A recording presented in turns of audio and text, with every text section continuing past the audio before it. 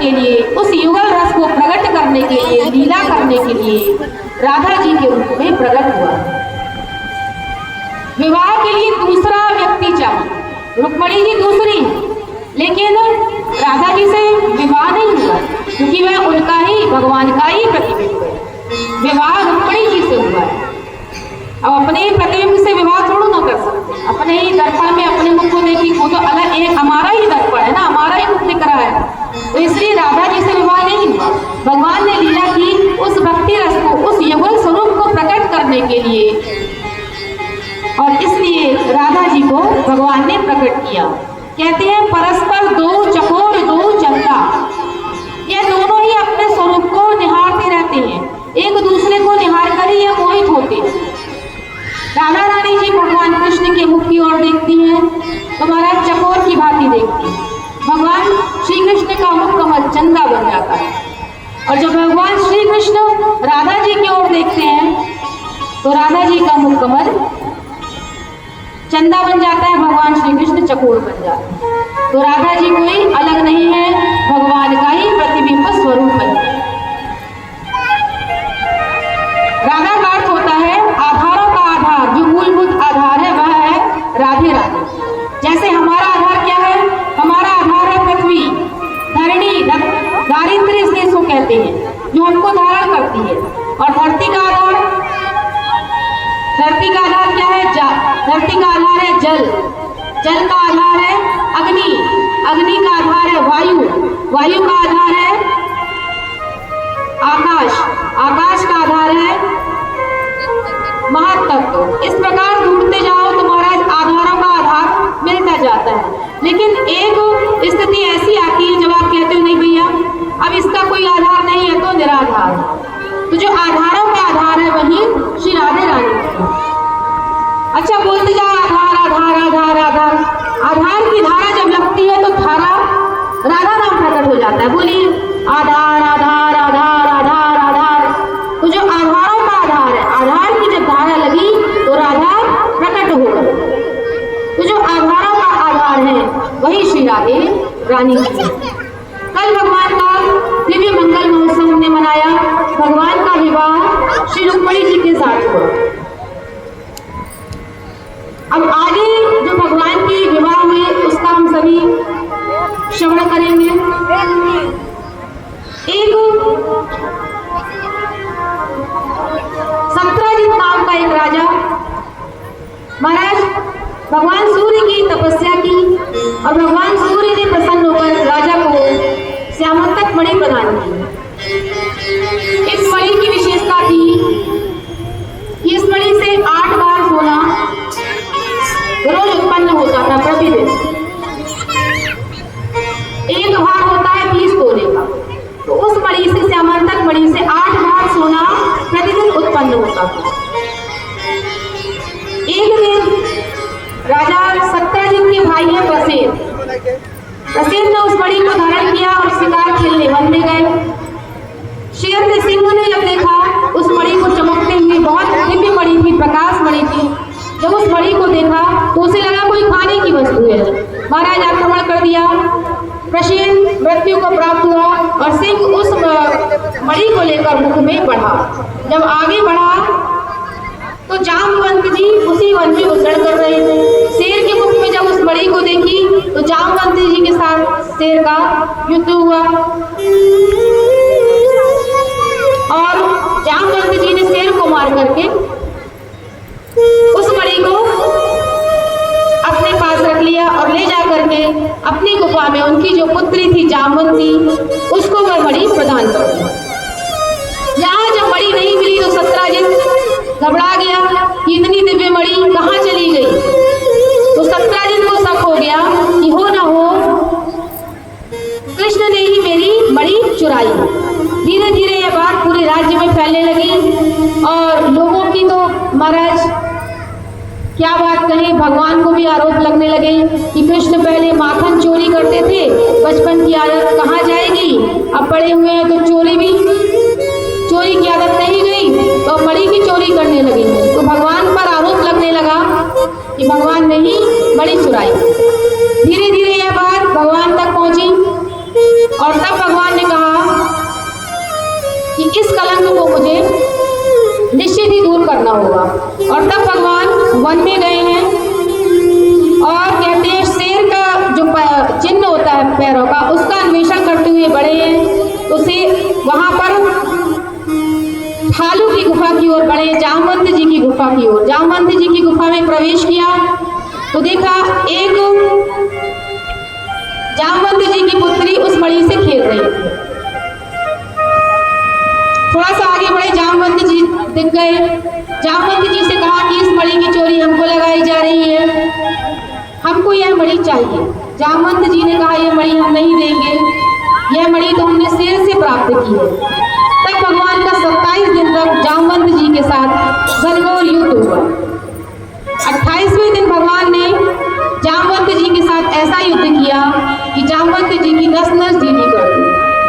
जामवंत जी हाथ जोड़कर बोले कि प्रभु मैं आपको पहचान गया, क्योंकि मल्ल युद्ध में मुझे प्रभु श्री राम जी के अलावा कोई नहीं हरा सकता, तो आप तो मेरे श्री राम जी हैं। जब पहचान गए तो जामवंत जी हाथ जोड़कर बोले बताइए प्रभु आपकी मैं क्या सेवा कर सकता हूँ।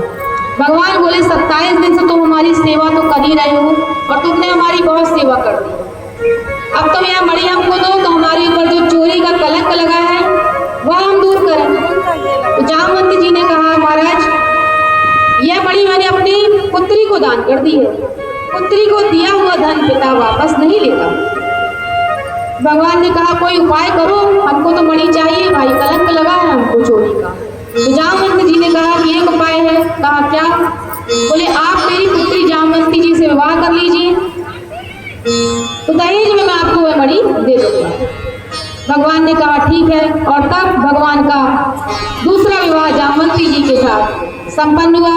जंगल में मंगल हो गया महाराज, और भगवान जामवंती जी को लेकर के आने लगे। यहाँ नारद जी पहले ही पहुंच गए रुक्मणी जी के पास। रुक्मणी जी से कहा कि भगवान श्यामंतक मणि लेने गए थे लेकिन वहां से विवाह करके आ रहे हैं। अब यहाँ रुक्मणी जी को चिंता होने लगी। रुक्मणी जी ने कहा अच्छा इतनी सुंदरी है वो? बोले अरे परम सुंदरी है। बोले मुझसे भी सुंदर? बोले अरे आपसे बहुत सुंदर। अब घबरा गई रुक्मणी जी। रुक्मणी जी मन में कहने लगी कि प्रभु आप विवाह करके ला रहे हैं अच्छी बात है, और भगवान से ही कहने लगी कि मुझसे सुंदर होना। इस प्रकार से कहा तो जामवंती जी भालू की बिटिया, मुंह हाथ पैर सब में बाल बाल, जैसे ही कहा कि मेरे समान ही सुंदर हो, तो रुक्मणी जी के समान जामवंती जी भी सुंदर हो गई। भगवान लेकर आए जामवंती जी को, बड़ा ही आदर भाव और धूमधाम से स्वागत सत्कार हुआ जामवंती जी का। और तत्पश्चात उस श्यामंतक मणि को 17 दिन को सौंप करके भगवान ने अपने कलंक को दूर किया। अब जैसे ही सबको पता चला कि भगवान ने मणि नहीं चुराई थी, तो लोग हैं पहले जो कह रहे थे कृष्ण बड़ा चोर, चोरी की आदत कहाँ जाएगी, मणि चुराई है उसी ने, अब तुरंत बदल गए। अरे हम तो पहले ही जानते थे, वह तो द्वारिकाधीश हैं, उनके यहाँ किस बात की कमी। तो लोगों को बदलने में महाराज जरा भी देर नहीं लगती। जब इस प्रकार से कहने लगे कि हम तो पहले से ही जानते थे कि वह तो द्वारिकाधीश है, उनके यहाँ किस बात की कमी, वह क्यों चोरी करेंगे। अब सत्राजित को गालियां पड़नी चालू हो गई, यह बड़ा दुष्ट है, यह महापापी है, इसने हमारे प्रभु को चोरी का आरोप लगाया। अब महाराज सत्राजित का घर से निकलना ही बंद हो गया।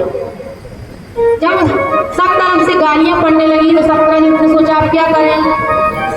सत्राजित गए, भगवान से हाथ जोड़कर विनती करी कि प्रभु हमारी आप समस्या का निवारण करिए। भगवान ने कहा क्या? बोले आपसे हमारी रिश्तेदारी हो जाएगी तभी लोगों का मुख बंद हो सकेगा।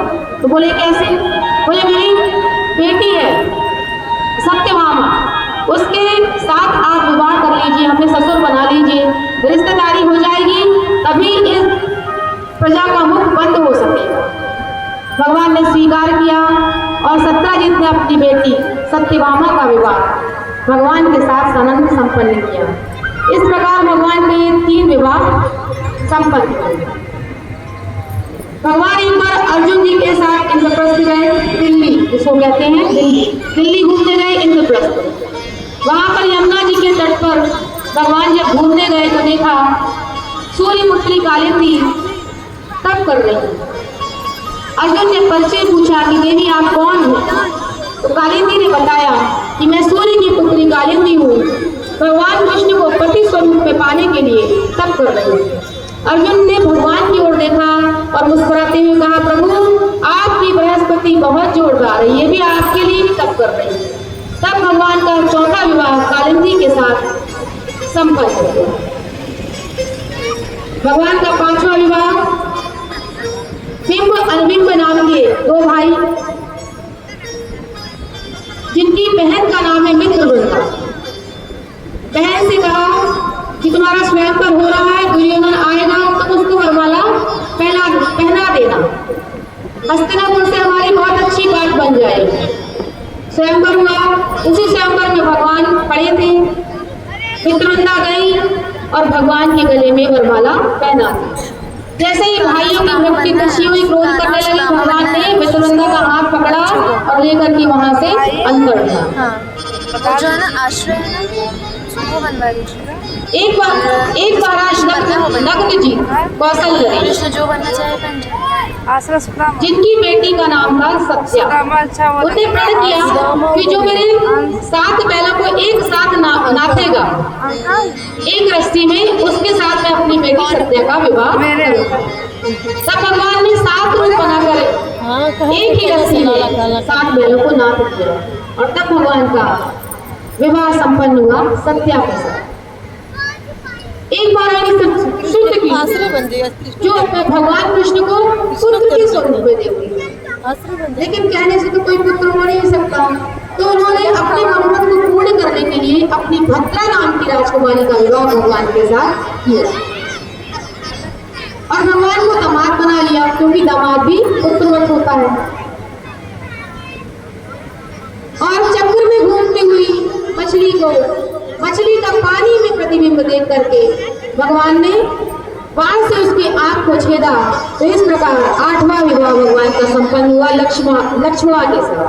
तो यह 8 प्रमुख पटरानियां हैं भगवान की। उसके बाद भौमासुर नाम का एक असुर महाराज 16,100 कन्याओं को इसने बंदीगृह में बंद कर लिया। वह सभी 16,100 रानियां कन्याएं भगवान को भाव से पुकारने लगी कि उस दुष्ट से मेरी रक्षा करिए प्रभु। तब भगवान ने भौमासुर का वध करके उन 16,100 रानियों को मुक्त किया और कहा कि अब आप जाइए अपने अपने घर। कन्याओं ने कहा हम कहाँ जाएं, इतने समय से इस असुर के यहाँ बंदी है, अब हमें कोई नहीं स्वीकार करेगा। भगवान ने कहा जिसके लिए सारे रास्ते बंद हो, जिनके लिए सारे द्वार बंद हो, उन्हें मैं स्वीकार करता हूँ, उसके लिए मेरे द्वार खुले रहते हैं। और तब भगवान ने इन 16,100 कन्याओं से विवाह करके उन्हें बहुत ही आदर और मान दिया। इस तरह भगवान के 16,108 विवाह संपन्न हुए। बोलिए द्वारिका